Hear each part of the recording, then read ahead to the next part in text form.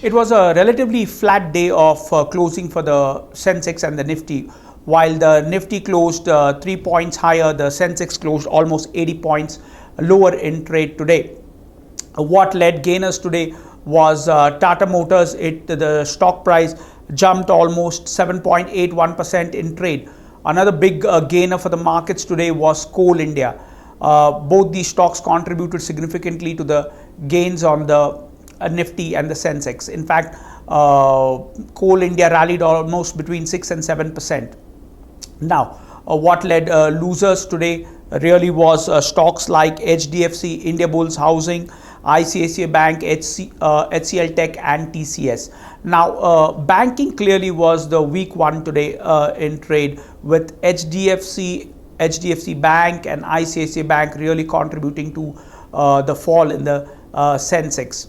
Even IT stocks like TCS and HCL Tech were really weak in trade today because we saw some bounce in the Indian rupee.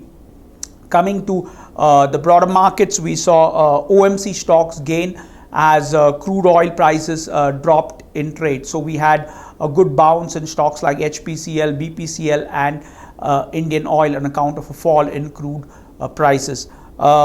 PNB also saw some buying support today as Moody's upgraded the prospects for the bank, and therefore we saw some rally in the stock of Punjab National Bank.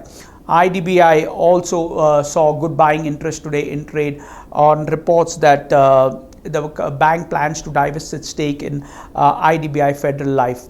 Coming to the global markets, we were seeing most of the markets trading very firm. In fact, Asian markets, most of them closed higher in trade.